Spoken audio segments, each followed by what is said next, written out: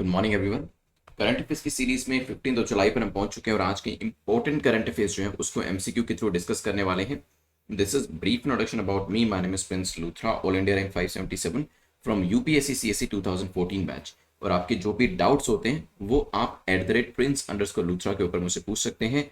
आज के जो इंपॉर्टेंट एरियाज हैं उनको एक बार देख लेते हैं। जो 10 टॉपिक्स आज हम डिस्कस करने वाले हैं, इसमें मिजोरम के बॉर्डर के बारे में क्वेश्चन रहेगा, यूआईडीएआई के बारे में एक क्वेश्चन डिस्कस करेंगे, एनआरसी को डिस्कस करते हुए कैबिनेट कमेटीज के बारे में डिस्कशन हमारा होने वाला है। इसके बाद भीम यूपीआई ऐप को लेकर एक क्वेश्चन रहेगा, एक क्वेश्चन रुपए को लेकर रहने वाला है, नीम कोटेड यूरिया को डिस्कस करेंगे, कार्बन लाइन के बारे में डिस्कशन करने वाले हैं, और यहाँ पे लोएस्ट टू हाईएस्ट वेरियस जो आपकी लेयर्स होती हैं एटमॉस्फेयर के अंदर उसके बारे में डिस्कशन करेंगे। एंड फाइनली सीबीडी को लेकर डिस्कशन करने वाले हैं। जल्दी से अपने टारगेट को सेट करें। आउट ऑफ 10 आप कितना स्कोर करने वाले हैं? यहाँ पे 6 जो हैं वो कट ऑफ रखी गई है 6 मार्क्स की। 6 से इससे ज्यादा स्कोर करते हैं then you will be in the safe zone. Less than 6 का जो स्कोर रहेगा वो डेंजर जोन में रहेगा। तो कोशिश करिएगा 6 या 6 से ज्यादा स्कोर करने की। आज के पहले क्वेश्चन पे चलते हैं। तो फर्स्ट क्वेश्चन जो है वो मिजोरम के बॉर्डर को लेकर है। पूछा गया इन तीनों में से मिजोरम का बॉर्डर किस किस राज्य को टच करता है वो आपको बताना है। यहां पर 10 सेकंड का टाइम मैं आपका शुरू कर देता हूं। आपके पास 10 सेकंड का टाइम है। Recently several IED, that is क्या है ये आईईडी का मतलब इम्प्रोवाइज्ड एक्सप्लोजिव डिवाइसेस जो हैं वो ब्लास्ट हुए हैं that were carried out inside the Cachar district Assam के अंदर। और एलिज किया जा रहा है जो मिसक्रेंट्स है मिजोरम से उनके द्वारा ये किया गया। जो दोनों आपके राज्य असम मिजोरम उसको लेकर बॉर्डर डिस्प्यूट जो है वो अभी काफी ज्यादा न्यूज में था। एक काफी लंबा अनरिजोल्व डिस्प्यूट जो है वो दोनों ही राज्यों के बीच में एग्जिस्ट करता है। ये चीज ध्यान रखिएगा। चलिए, तो यहां पर अगर बात करी जाए असम, तो देखिए होगा क्योंकि दोनों के बीच में बॉर्डर डिस्प्यूट है उसी को लेकर न्यूज है, तो असम तो इसमें हो जाएगा। ठीक है, और इसी वजह से सी को तो आप एलिमिनेट कर सकते हैं क्योंकि 1 इसके अंदर नहीं दिया है। अब हम आ जाते हैं एक बार यहां पर इसके मैप के ऊपर। तो अगर आप देखेंगे दिस इज मिजोरम। अगर आप ये पूरा रीजन जो है वो मिजोरम का देख रहे हैं, ऊपर देखेंगे मणिपुर से यहां पर बॉर्डर टच कर रहा है, नीचे आएंगे तो बांग्लादेश जो कंट्री इससे बॉर्डर टच कर रहा है, ऊपर यहां पे आसाम से जो बॉर्डर है वो भी इसका टच कर रहा है। तो यहां पर अगर हम क्वेश्चन के ऊपर वापस आते हैं तो बांग्लादेश से बॉर्डर टच कर रहा है, बिल्कुल कर रहा है, लेकिन मणिपुर से कर रहा था, नागालैंड जो है उससे नहीं कर रहा था। आंसर तो आपका हो जाएगा ए, क्योंकि नागालैंड अगर आप देखेंगे ये ऊपर है। देखिए दिस इज नागालैंड। ठीक है, तो ये जो है ऊपर है, आसाम से बॉर्डर टच कर रहा है नागालैंड का, लेकिन आपका मिजोरम जो है वहां से बॉर्डर टच नहीं कर रहा है। ध्यान रखिएगा इसके बारे में। चलते हैं सेकंड क्वेश्चन को देखते हैं जो कि यूआईडीएआई को लेकर है। पूछा गया यूआईडीएआई को लेकर बताएं करेक्ट स्टेटमेंट कौन सी है। ये 10 डिजिट का आधार नंबर जो है ये अथॉरिटी जो है इशू करती है, हो सकता है ये स्टैट्यूटरी बॉडी है, this is also a possibility. And यहां पे ये जो आधार नंबर आपका होता है ये आइडेंटिटी के तौर पे काम करता है, एड्रेस प्रूफ के तौर पे काम करता है एनीवेयर इन द कंट्री। तो यहाँ पे 10 सेकंड्स में आपके शुरू कर देता हूं। आधार एनरोलमेंट जो है of more than 27 lakh people in Assam has become uncertain और delayed because of the delay. क्योंकि यहाँ पे जो एनआरसी का प्रोसेस था, नेशनल रजिस्टर ऑफ सिटीजन का जो पूरा प्रोसेस था, एनआरसी के ऊपर भी एक क्वेश्चन वैसे हम डिस्कस करने वाले हैं, वो यहाँ पर डिले हो गया जिसकी वजह से आधार का एनरोलमेंट जो था वो भी यहाँ पे डिले हुआ। यूआईडीएआई जो आपकी unique identification authority of India जो है ये गवर्नमेंट ऑफ इंडिया के बिहाफ पे आधार नंबर को इशू करती है, ये बात तो बिल्कुल ठीक है, लेकिन ये 12 डिजिट के आधार नंबर को इशू करती है, 10 डिजिट नहीं। काफी बेसिक सी चीज थी लेकिन हाँ ध्यान देने वाली थी। तो पहली जो स्टेटमेंट है वो आपकी इनकरेक्ट हो जाती है। और अगर आप यहाँ पे सिर्फ इतनी जानकारी रखते कि जो आपका आधार नंबर जो आप सभी के पास होगा और जो सभी आप में से लोग जो है जब एग्जाम तो नहीं जाएंगे तो एक आइडेंटिटी प्रूफ के तौर पे उसको साथ में लेकर जाएंगे, तो चाहे तो वहां पर क्योंकि आपके पास आधार कार्ड तो रहेगा ही तो उसमें से चेक भी कर सकते थे ये। तो यहाँ पे 12 डिजिट का ये नंबर होता है, 10 डिजिट का नहीं। और यही सबसे इंपॉर्टेंट स्टेटमेंट थी क्योंकि अगर आप ये एलिमिनेट कर देते तो सीधा ही, क्योंकि इसमें भी 1 है, इसमें भी 1 है और उपरोक्त सभी में ऑल ऑफ द अबव में भी 1 है,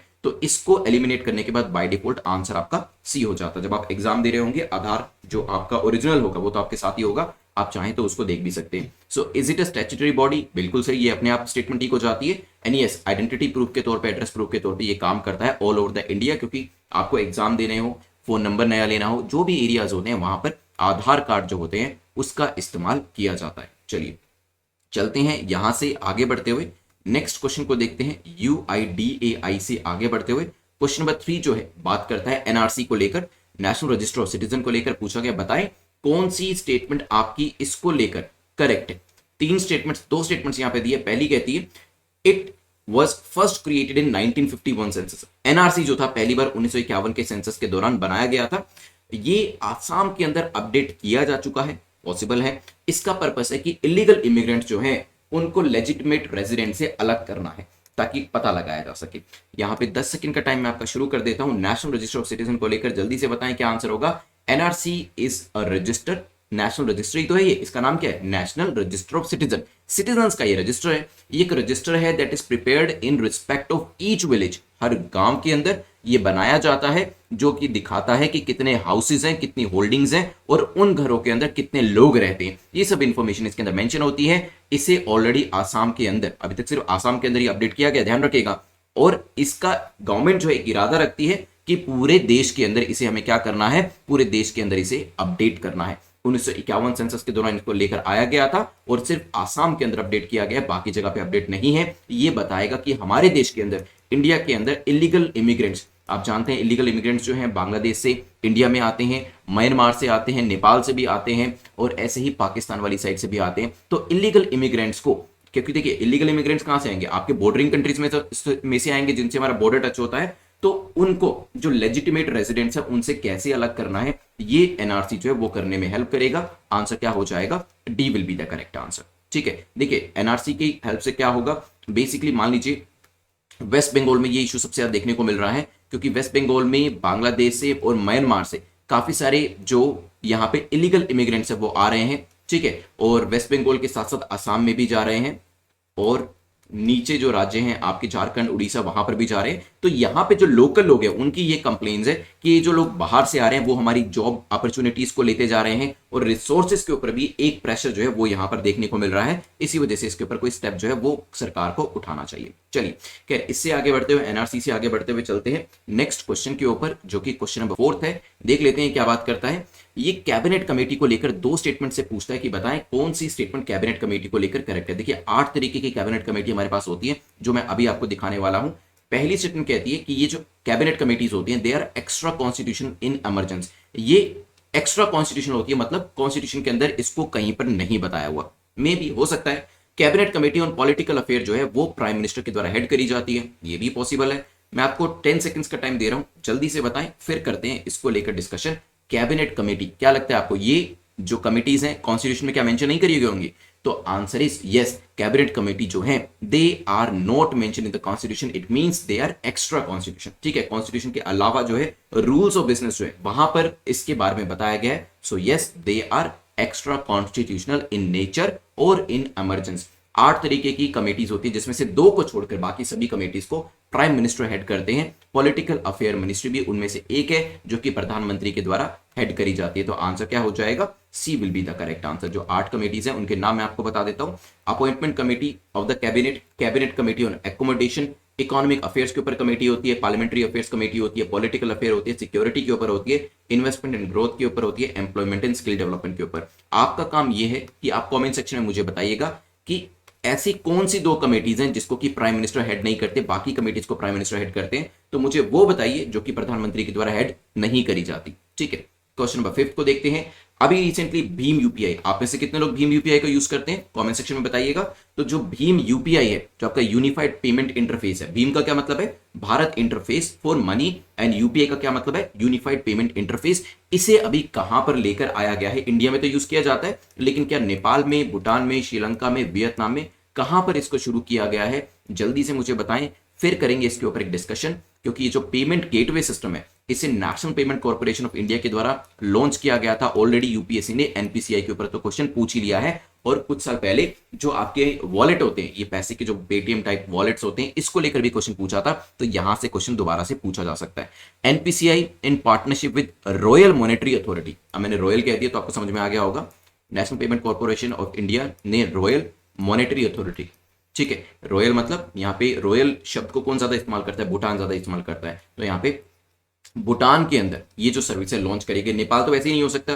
जिस तरीके की स्टेटमेंट्स यहाँ के जो हेड है मिस्टर ओली उनके द्वारा दी जा रही है, तो नेपाल को तो यहाँ पर किसी भी तरीके की हेल्प भारत के द्वारा दी जानी थोड़ी सी मुश्किल लगती है। श्रीलंका भी चांसेस थोड़े से कम है क्योंकि चाइना जो है अपना डोमिनेशन यहाँ पे वैसे ही इंक्रीज कर रहा है। हमारा एक ऑल वेदर फ्रेंड जो है वो भूटान ही है, तो यहाँ पे भूटान की सहायता जो है वो इंडिया के द्वारा करी जा रही है। तो आंसर क्या हो जाएगा, B will be the correct answer. ठीक है, भूटान एक बार देख लीजिए मैप के ऊपर, ऊपर चाइना है, यहाँ पे सिक्किम आपको दिखाई दे रहा है, नीचे यहाँ पे आपका वेस्ट बंगाल है, ये बांग्लादेश है, and here it is Assam, और ऊपर आपको अरुणाचल भी दिख जाएगा। ठीक है, मैप को समझना काफी जरूरी है, तो ध्यान रखिएगा।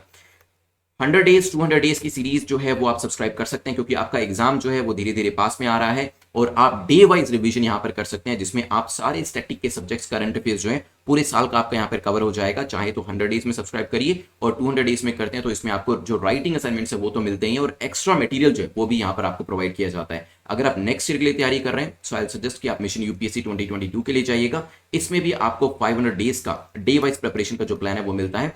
सिर्फ डे वाइज ही नहीं, इसके अंदर आपकी अलग से सीरीज भी मेंशन करी गई है। कुछ लोगों को डे वाइज करना पसंद होता है, कुछ लोगों को जो सीरीज वाइज है उस तरीके से तैयारी करना पसंद होता है, तो आप दोनों तरीके से कर सकते हैं। चाहे तो डे वाइज तैयारी करिए, चाहे तो सीरीज वाइज तैयारी करिए, तो अलग से सीरीज भी अवेलेबल है और डे वाइज शेड्यूल जो है वो भी आपका अवेलेबल है। जिस भी तरीके से चाहे आप यहाँ पे तैयारी कर सकते हैं, बट हाँ ये चीज यहाँ पे श्योर है कि एक शेड्यूल्ड वे में आपकी जो तैयारी है वो यहाँ पर हो सकेगी, और आप इस एग्जाम को, प्रीलिम्स और मेंस को क्रैक कर पाएंगे। चलिए चलते हैं क्वेश्चन नंबर 6 के ऊपर। क्वेश्चन नंबर 6 जो है रुपए को लेकर पूछ रहा है कि बताएं रुपए को लेकर कौन सी स्टेटमेंट आपकी करेक्ट है, कौन सा कथन आपका सही है। ये जो रुपए शब्द है ये रुपी और पेमेंट से डिराइव किया गया है, हो सकता है। The card can also be use for transaction in Singapore and Saudi Arabia. Saudi Arabia और सिंगापुर दोनों के अंदर इस कार्ड का इस्तेमाल किया जा सकता है। मैं आपका टाइम पीरियड स्टार्ट कर देता हूं, यहां पर जल्दी से आंसर करें। रुपे न्यूज में था, just like national Payment Corporation of India के द्वारा जो यूपीआई बनाया गया वो न्यूज में था, उसके साथ साथ रुपे का जिक्र भी किया गया था। देखिए रुपे जो है ना, उसने रुपी से रू ले लिया, पेमेंट से पे ले लिया, और ये बन गया रुपए। तो पहली जो स्टेटमेंट है वो ठीक हो जाती है, और यस ये सिंगापुर और सऊदी अरेबिया के अंदर भी चल सकता है। सेकंड स्टेटमेंट भी आपकी ठीक है। इवन हमारी जो नेबरिंग कंट्री है भूटान, इसके साथ साथ सिंगापुर तो मैंने आपको बता दिया, यूएई, बहरीन और सऊदी अरेबिया, यहां पर भी रुपे कार्ड को चलाया जा सकता है। आंसर क्या हो जाएगा? C will be the correct answer. 1 and 2 both the statements are correct, ये चीज ध्यान रखिएगा। चलते हैं रुपे से आगे बढ़ते हुए क्वेश्चन नंबर 7 को देखते हैं, जो कि नीम कोटेड यूरिया को लेकर है। पूछा गया नीम कोटेड यूरिया को लेकर बताएं कौन सी स्टेटमेंट आपकी यहां पर करेक्ट है। बेसिकली बेनिफिट्स पूछे कि दोस्त आपको फायदे दिए, कौन से इनमें से फायदे एक्चुअल में एग्जिस्ट करते हैं नीम कोटेड यूरिया के। Negligible diversion towards non agriculture purpose, क्या होता है? बेसिकली ये कह रहे हैं कि नीम कोटेड यूरिया होता है तो नॉन एग्रीकल्चर पर्पस की तरफ डाइवर्जन जो है यूरिया का कम होता है, हो सकता है।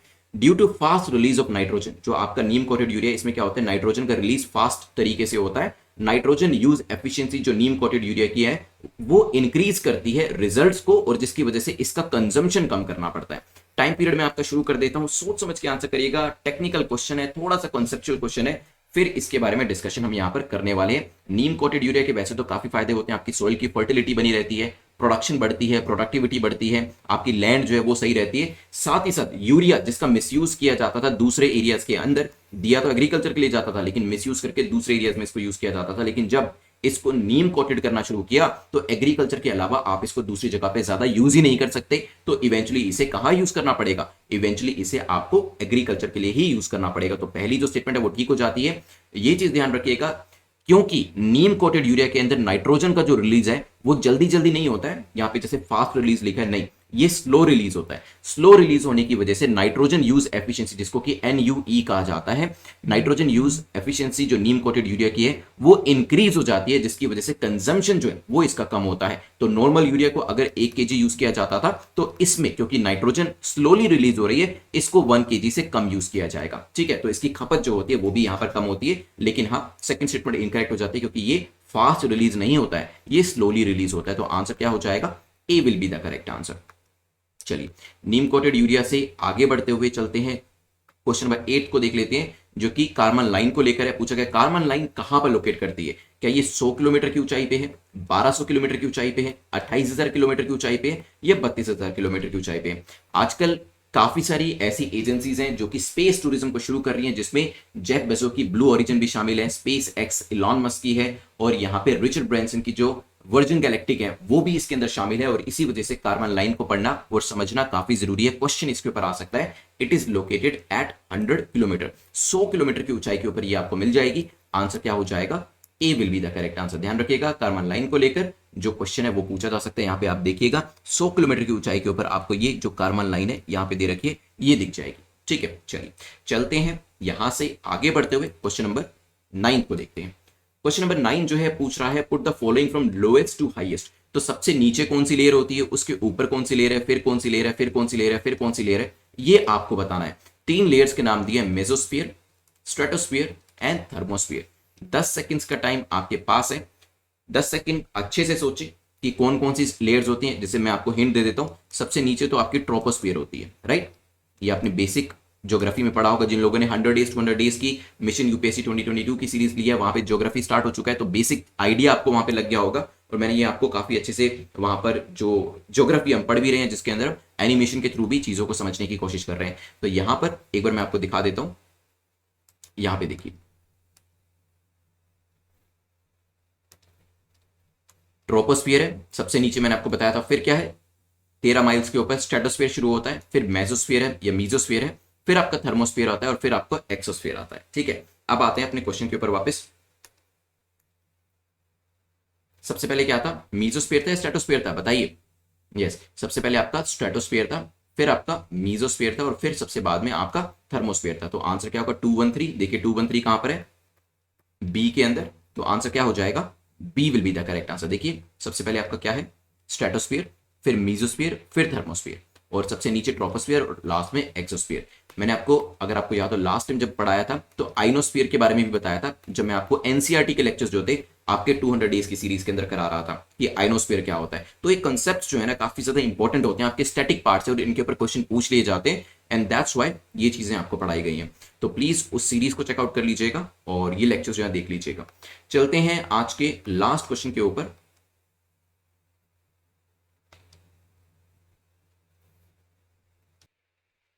लास्ट क्वेश्चन जो है पूछ रहा है, consider the following statements about CBD, convention of biological diversity जो है, इसको लेकर आपसे एक क्वेश्चन पूछा गया और पूछा गया बताइए कौन सी स्टेटमेंट आपकी करेक्ट है। ये सीबीडी जो है, कन्वेंशन ऑन बायोलॉजिकल डाइवर्सिटी, ये एक बाइंडिंग, लीगली बाइंडिंग ट्रीटी है, हो सकता है इसका जो सेक्रेटेरिएट है वो मॉन्ट्रियल कनाडा के अंदर लोकेट करता है, ये भी पॉसिबल है। जल्दी से 10 सेकंड का टाइम है, आंसर करिएगा इसके बारे में, फिर करते हैं डिस्कशन। यूनाइटेड नेशन सीबीडी भी कहा जाता है, UNCBD, United Nation Convention on Biological Diversity, इसने अभी डिमांड किया है कि एडिशनल $200 बिलियन फंड फ्लो जो है वो इसको चाहिए, ताकि डेवलपिंग कंट्रीज जो है वहां पे नेचर को मैनेज किया जा सके 2030 तक। It is one of many demands and targets जो कि इसके द्वारा सेट करे गए हैं 2030 तक के लिए, ग्लोबल बायोडाइवर्सिटी फ्रेमवर्क को ध्यान में रखते हुए। क्या ये लीगली बाइंडिंग है, तो yes it is a legally binding treaty, and yes इसका जो सेक्रेटेरिएट है वो कहां पर लोकेट करते हैं, मॉन्ट्रियल कनाडा के अंदर है। आंसर क्या हो जाएगा, C will be the correct answer. ठीक है, चलिए, तो दोनों स्टेटमेंट्स यहां पे करेक्ट हो जाती हैं। यहां पर 30% मोर मटेरियल रिटेंशन के लिए अपने 2 मिनट जरूर इन्वेस्ट करिएगा, बिकॉज इन 2 मिनट्स को इन्वेस्ट करके जो आप एक्टिव रिवीजन अभी करने वाले हैं, आपकी जो एग्जाम के अंदर रिकॉल करने की कैपेबिलिटी है वो यहां पर बढ़ने वाली है। तो यहां पे मैं आपसे क्वेश्चन पूछूंगा, आप उसका आंसर करिएगा, और जो जो चीजें आपको याद आती हैं मेरे क्वेश्चन पूछे बिना भी, वो भी आप कमेंट सेक्शन में आंसर जरूर करिएगा। जल्दी से मुझे उस कंट्री का नाम बताएं जिसका बॉर्डर मिजोरम से टच होता है। मैंने आसाम और यहाँ पे जो मणिपुर है वो तो आपको दिखाया था, लेकिन कंट्री कौन सी थी, बांग्लादेश है। ये चीज यहाँ पर ध्यान से एक बार देख लीजिए। ठीक है, तो यहाँ पे आसाम और मिजोरम को लेकर कॉन्फ्लिक्ट चल रहा है, दोनों के बॉर्डर डिस्प्यूट को लेकर, और यहाँ पे आईडी ब्लास्ट जो थे वो भी देखने को मिले थे।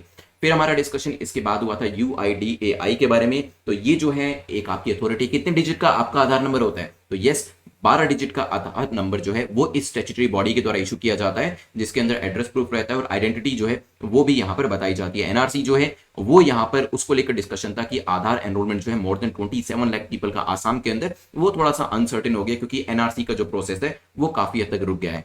फिर इसके बाद डिस्कशन एनआरसी को लेकर ही हमने किया था। एनआरसी क्या है, बेसिकली ये बताएगा कि इलीगल इमिग्रेंट्स कौन है और लेजिटिमेट रेजिडेंट कौन है। ये बताएं कि क्या इसे पहली बार 2015 में, 16 में या फिर 2021 में किया जाएगा। So no, it was first created in 1951, but हाँ इसे अपडेट नहीं किया गया। आसाम का अपडेटेड है, लेकिन पूरा नेशन वाइड इसे अपडेट करना अभी रहता है, जिसे कि किया जाना जरूरी है।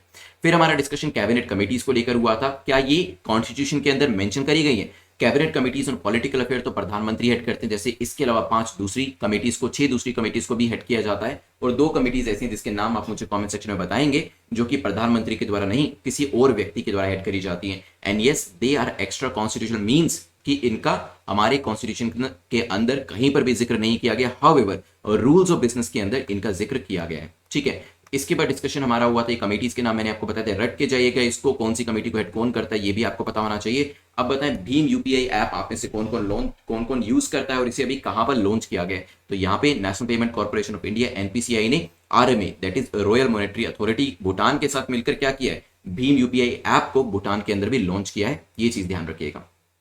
चलिए, और जो भूटान की लोकेशन है वो भी मैंने आपको यहाँ पे दिखाई थी, बांग्लादेश नीचे है, यहाँ आपको वेस्ट बंगाल दिखेगा, यहाँ तक दार्जिलिंग तक जाता है, फिर ऊपर सिक्किम आपको दिखाई देता है, यहाँ पे आसाम दिखाई देगा, ये चीजें ध्यान रखिएगा।